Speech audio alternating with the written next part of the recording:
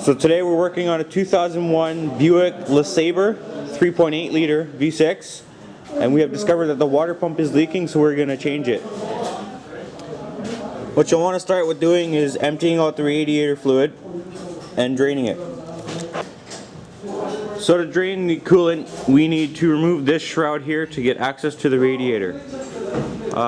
What it looks like is just a couple of body clips. We'll remove those and we'll pull the shroud off.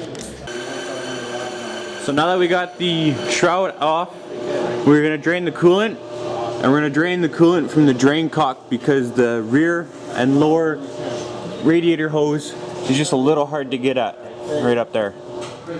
So we're just going to drain it from the drain cock right here. So we have pulled the drain cock and letting it drain now. The drain cock was a 19mm socket and it screws out and just starts to drain. Make sure to catch it because coolant is not good for animals to be drinking. So now that the drain cock is done draining the radiator, tighten it back up and make sure not to over tighten it because it is only plastic. So what you want to do next is you're going to want to crack the 8mm bolts that are holding on the pulley here.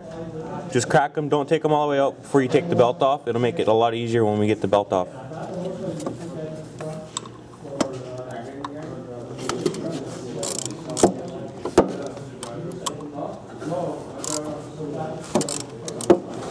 So now that you have loosened the bolts on the water pump pulley, you're going to want to draw out the diagram for the belt routing.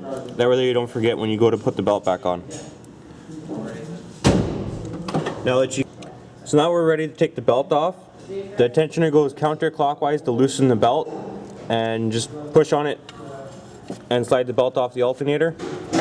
And you can release the tensioner and fully remove the belt. Now what you want to do with the belt off, you want to take the bolts fully out and remove the water pump pulley. And the pulley just falls off like that.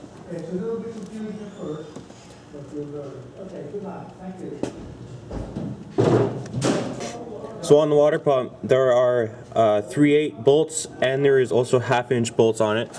And there's going to be a total of 8 bolts coming off.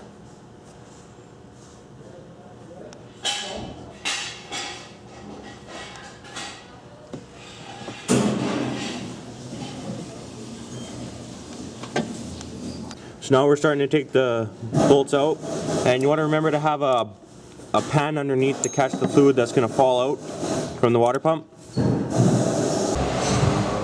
So now that you've got all 8 bolts off, what you're going to want to do now is pull on the water pump for it to pull off like that.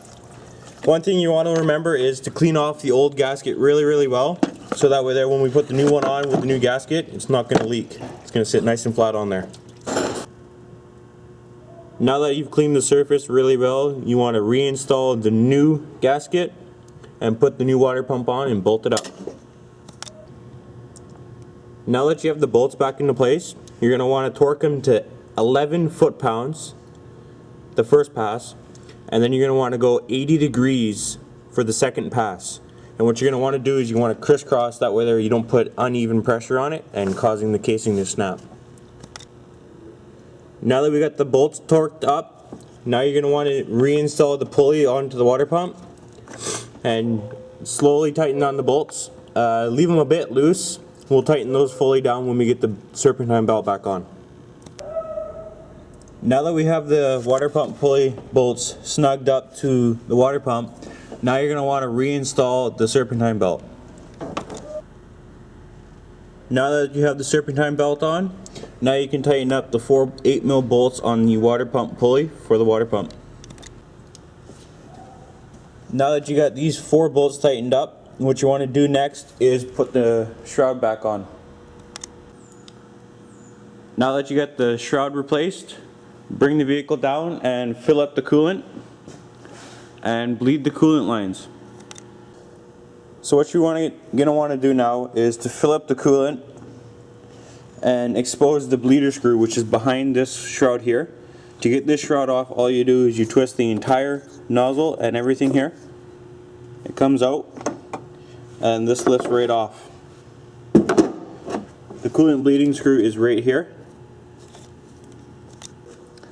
So now that you have your radiator full of coolant and your overflow tank full of coolant, you want to start the car and let it warm up. It is going to push the coolant through the system. You are going to need to add more coolant as well. And also you're going to want to be cracking this valve when it is warm to have all the air bubbles come out of the coolant lines. Now with the vehicle running, you want to let it heat up so that it pushes the coolant through the system, and then you'll have to crack the bleeder valve to get all the air out.